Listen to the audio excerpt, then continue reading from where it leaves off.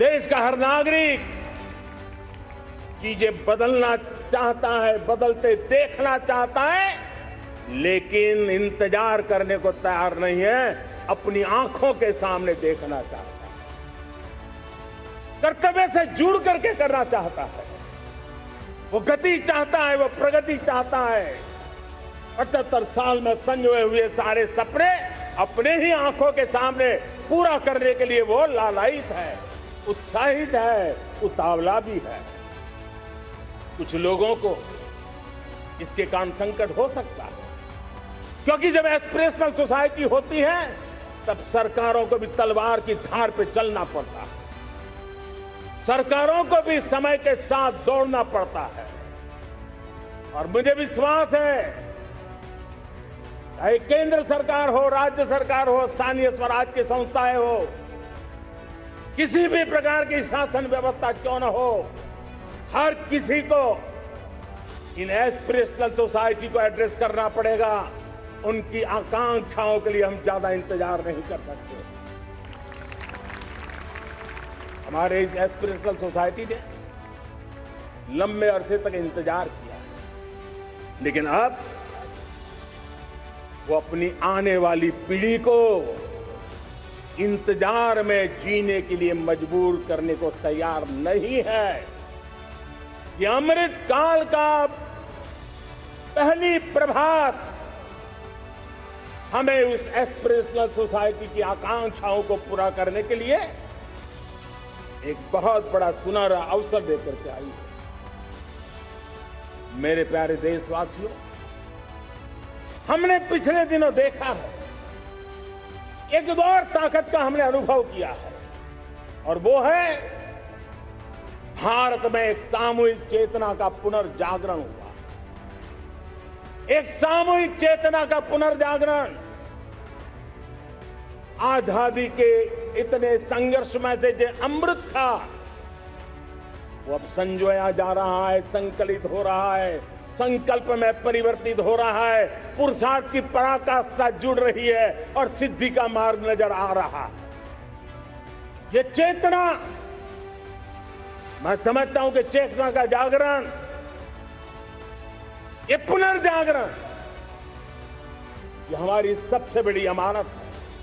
और ये पुनर्जागरण देखिए, 10 अगस्त तक लोगों को पता तक नहीं होगा शायद देश के भीतर कौन सी ताकत है, लेकिन पिछले 3 दिन से जिस प्रकार से तिरंगे झंडे को लेकर के, तिरंगा की यात्रा लेकर के देश चल पड़ा है। बड़े बड़े सोशल साइंस के एक्सपर्ट्स ये भी शायद कल्पना नहीं कर सकते कि मेरे भीतर के अंदर कितने, मेरे देश के भीतर कितना बड़ा सामर्थ्य है, एक तिरंगे झंडे ने दिखा दिया है। ये पुनर्चेतना, पुनर्जागरण का पल है। ये लोग समझ नहीं पाए हैं, जब देश जनता कर्फ्यू के लिए हिंदुस्तान का हर कोना निकल पड़ता है, तब उस चेतना की अनुभूति है। जब देश ताली थाली बजा करके कोरोना वॉरियर के साथ कंधे से कंधा मिला करके खड़ा हो जाता है, तब चेतना की अनुभूति होती है।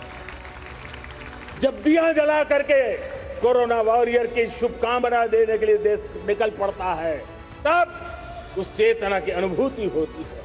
दुनिया कोरोना के कालखंड में वैक्सीन लेना या न लेना, वैक्सीन काम का है कि नहीं है, उस उलझन में जी रहा था। उस समय मेरे देश के गांव गरीब भी 200 करोड़ डोज दुनिया को चौंका देने वाला काम करके दिखा देते हैं। यही चेतना है, यही सामर्थ्य है। इस सामर्थ्य ने आज देश को एक नई ताकत दी है। मेरे प्यारे भाइयों बहनों, तीसरा एक महत्वपूर्ण सामर्थ्य मैं देख रहा हूं। जैसे एस्पिरेशनल सोसाइटी, जैसे पुनर्जागरण, वैसे ही आजादी के इतने दशकों के बाद पूरे विश्व का भारत की तरफ देखने का नजरिया बदल चुका है। विश्व भारत की तरफ गर्व से देख रहा है, अपेक्षा से देख रहा है, समस्याओं का समाधान भारत की धरती पर दुनिया खोजने लगी है दोस्तों। विश्व का ये बदलाव, विश्व की सोच में ये परिवर्तन 75 साल की हमारी अनुभव यात्रा का परिणाम है।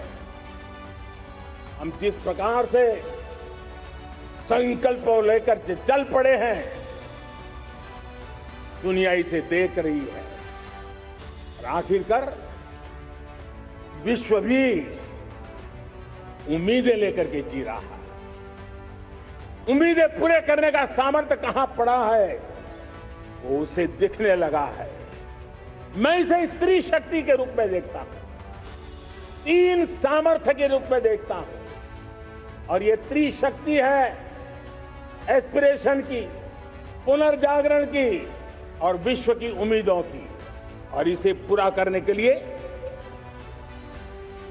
हम जानते हैं दोस्तों, आज दुनिया में एक विश्वास जगने में मेरे देशवासियों की बहुत बड़ी भूमिका। 130 करोड़ देशवासियों ने कई दशकों के अनुभव के बाद स्थिर सरकार का महत्व क्या होता है, राजनीतिक स्थिरता का महत्व क्या होता है, पॉलिटिकल स्टेबिलिटी दुनिया में किस प्रकार की ताकत दिखा सकती है, नीतियों में कैसा सामर्थ्य होता है, उन नीतियों पर विश्व का कैसे भरोसा बनता है, ये भारत ने दिखाया है और दुनिया भी इसे समझ रही है। और हम जब राजनीतिक स्थिरता हो, नीतियों में गतिशीलता हो, निर्णयों में तेजी हो, सर्वव्यापकता हो, सर्वसमावेशकता हो, तो विकास के लिए हर कोई भागीदार बनता है। हमने सबका साथ सबका विकास का मंत्र लेकर के हम चले थे, लेकिन देखते ही देखते देशवासियों ने सबका विश्वास और सबका प्रयास से उसमें और रंग भर दिए हैं। और इसलिए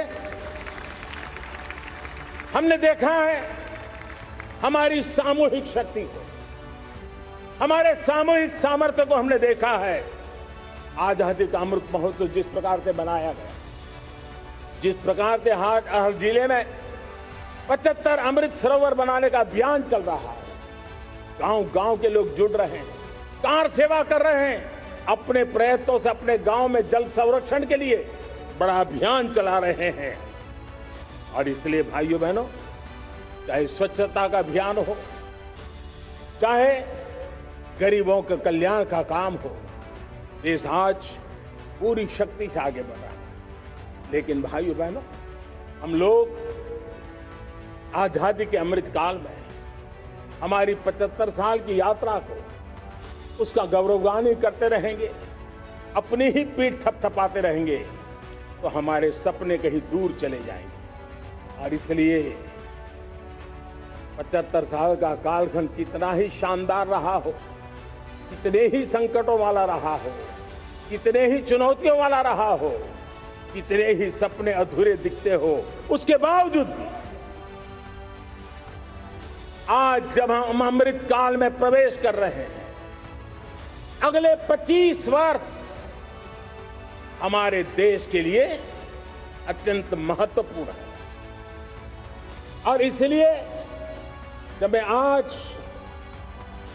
मेरे सामने लाल किले पर से 130 करोड़ देशवासियों के सामर्थ्य का स्मरण करता हूं, उनके सपनों को देखता हूं, उनके संकल्पों की अनुभूति करता हूं, तो साथियों मुझे लगता है आने वाले 25 साल के लिए हमें उस 5 पंच प्राण पर अपनी शक्ति को केंद्रित करनी होगी, अपने संकल्पों को केंद्रित करना होगा, अपने सामर्थ्य को केंद्रित करना होगा। और हमें उन पंच प्राण को लेकर के 2047 जब आजादी के 100 साल होंगे, आजादी के दीवानों के सारे सपने पूरे करने का जिम्मा उठा करके चलना होगा। जब मैं पंच प्राण की बात करता हूं, तो पहला प्राण अब देश बड़े संकल्प लेकर के ही चलेगा। बहुत बड़े संकल्प लेकर के चलना होगा और वो बड़ा संकल्प है विकसित भारत। अब उससे कुछ कम नहीं होना चाहिए। बड़ा संकल्प। दूसरा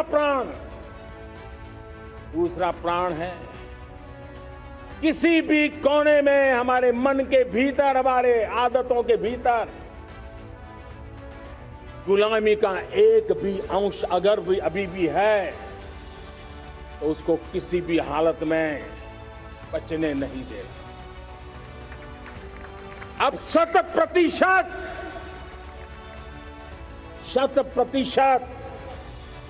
सैकड़ों साल की गुलामी ने जहां हमें जकड़ कर रखा है, हमारे मनोभाव को बांध करके रखा हुआ है, हमारी सोच में विकृतियां पैदा करके रखी है। हमें गुलामी की छोटी सी छोटी चीज भी कहीं नजर आती है, हमारे भीतर नजर आती है, हमारे आसपास नजर आती है, हमें उससे मुक्ति पानी ही होगी। ये हमारा दूसरी प्राण शक्ति है। तीसरी प्राण शक्ति, हमें हमारी विरासत पर गर्व होना चाहिए। हमारी विरासत के प्रति, क्योंकि यही विरासत है जिसने कभी भारत को स्वर्णिम काल दिया था, और यही विरासत है जो समयानुकूल परिवर्तन करने की आदत रखती है। यही विरासत है जो काल बाह्य छोड़ती रही है, नित्य नूतन स्वीकारती रही है।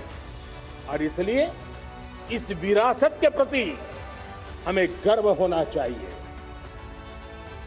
चौथा प्राण, वो भी उतना ही महत्वपूर्ण है, और वो है एकता और एकजुटता। 130 करोड़ देशवासियों में एकता,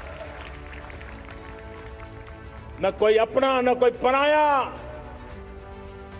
एकता की ताकत, एक भारत श्रेष्ठ भारत के सपनों के लिए हमारा चौथा प्राण है। और पांचवा प्राण है नागरिकों का कर्तव्य। नागरिकों का कर्तव्य जिसमें प्रधानमंत्री भी बाहर नहीं होता है, मुख्यमंत्री भी बाहर नहीं होता है, वो भी नागरिक है। नागरिकों का कर्तव्य, यह हमारे आने वाली 25 साल के सपनों को पूरा करने के लिए एक बहुत बड़ी प्राण शक्ति है। मेरे प्यारे देशवासियों, जब सपने बड़े होते हैं,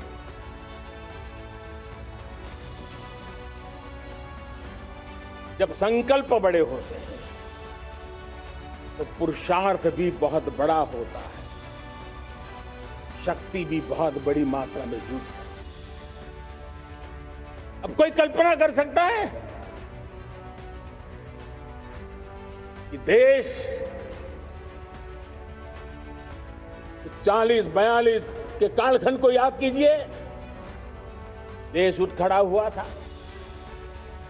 किसी ने हाथ में झाड़ू लिया था, किसी ने तकली ली थी, किसी ने रेंटिया लिया था, किसी ने सत्याग्रह का मार्ग चुना था, किसी ने संघर्ष का मान चुना था, किसी ने क्रांति की वीरता का रास्ता चुना था।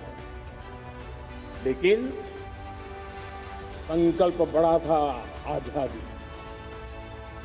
और ताकत देखिए, बड़ा संकल्प था तो आजादी लेके रहे।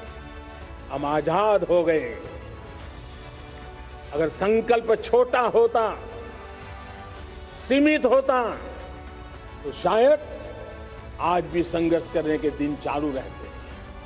लेकिन संकल्प बड़ा था तो हमने हासिल भी किया। मेरे प्यारे देशवासियों, अब आज जब अमृत काल की पहली प्रभात है, तो हमें इस 25 साल में विकसित भारत बना के रहना है। अपनी आंखों के सामने, और जो 20, 22, 25 साल के नौजवान मेरे देश के मेरे सामने हैं, मेरे देश के नौजवानों, जब देश आजादी के 100 साल मनाएगा तब आप 50-55 के हुए होंगे। मतलब आपके जीवन का ये स्वर्णिम काल, आपकी उम्र के ये 25-30 साल भारत के सपनों को पूरा करने का काल है। आप संकल्प लेकर के मेरे साथ चल पड़िए साथियों, तिरंगे झंडे की शपथ लेकर के चल पड़िए। हम सब पूरी ताकत से लगे आए। बड़ा संकल्प, मेरा देश विकसित देश होगा, डेवलप कंट्री होगा। विकास के हर पैरामीटर में हम मानव केंद्रीय व्यवस्था को विकसित करेंगे। हमारे केंद्र में मानव होगा, हमारे केंद्र में के मानव की आशा आकांक्षाएं होगी। हम जानते हैं भारत जब बड़े संकल्प करता है तो करके भी दिखाता है। जब मैंने यहां स्वच्छता की बात कही थी मेरे पहले भाषण में, देश चल पड़ा, जिससे जहां हो सका स्वच्छता की ओर आगे बढ़ा और गंदगी के प्रति नफरत एक स्वभाव बनता गया। यही तो देश है जिसने इसको करके दिखाया है और कर भी रहा है, आगे भी कर रहा है। यही तो देश है जिसने वैक्सीनेशन, दुनिया दुविधा में थी, 200 करोड़ का लक्ष्य पार कर लिया, समय सीमा में कर लिया, पुराने सारे रिकॉर्ड तोड़ के कर लिया। ये देश कर सकता है। हमने तय किया था देश को खाड़ी के तेल पर हम गुजारा करते हैं, झाड़ी के तेल की ओर कैसे बढ़े।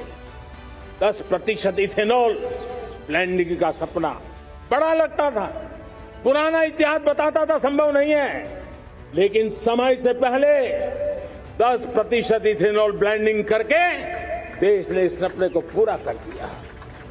भाइयों बहनों, 2.5 करोड़ लोगों को इतने कम समय में बिजली कनेक्शन पहुंचाना छोटा काम नहीं था, देश ने करके दिखाया। लाखों परिवारों के घर में जल से नल, नल से जल, नल से जल पहुंचाने का काम आज देश तेज गति से कर रहा है। खुले में शौच से मुक्ति भारत के अंदर आज संभव हो पाया है। मेरे प्यारे देशवासियों, अनुभव कहता है कि एक बार हम सब संकल्प लेकर के चल पड़े तो हम निर्धारित लक्ष्यों को पार कर सकते। रिन्यूएबल एनर्जी का लक्ष्य हो, देश में नए मेडिकल कॉलेज बनाने का इरादा हो, डॉक्टरों की तैयारी करवानी हो, हर क्षेत्र में पहले से गति बहुत बड़ी है। और इसलिए मैं कहता हूं, अब आने वाले 25 साल बड़े संकल्प के हो। यही हमारा प्राण, वही हमारा प्रण भी होना चाहिए। दूसरी बात मैंने कही है, उस प्राण शक्ति की मैंने चर्चा की है कि गुलामी की मानसिकता। देश की सोचिए भाइयों, कब तक दुनिया हमें सर्टिफिकेट बांटती रहेगी? कब तक दुनिया के सर्टिफिकेट पर हम गुजारा करेंगे? क्या हम अपने मानक नहीं बनाएंगे? क्या 130 करोड़ का देश अपने मानकों को पार करने के लिए पुरुषार्थ नहीं कर सकता है? हमें किसी भी हालत में औरों के जैसा दिखने की कोशिश करने की जरूरत नहीं है। हम जैसे हैं वैसे, लेकिन सामर्थ्य के साथ खड़े होंगे, ये हमारा मिजाज होना चाहिए। हमें गुलामी से मुक्ति चाहिए। हमारे मन के भीतर दूर दूर 7 समंदर के नीचे भी गुलामी का तत्व नहीं बच रहना चाहिए। और मैं आशा देखता हूं, जिस प्रकार से नई राष्ट्रीय शिक्षा नीति बनी है, जिस मंथन के साथ बनी है, कोटि कोटि लोगों के विचार प्रवाह को संकलित करते हुए बनी है, और भारत की धरती की जमीन से जुड़ी हुई शिक्षा नीति बनी है। रसखस हमारी धरती के मिले हैं, हमने जो कौशल्य पर बल दिया है, ये एक ऐसा सामर्थ्य है जो हमें गुलामी से मुक्ति की ताकत देगा।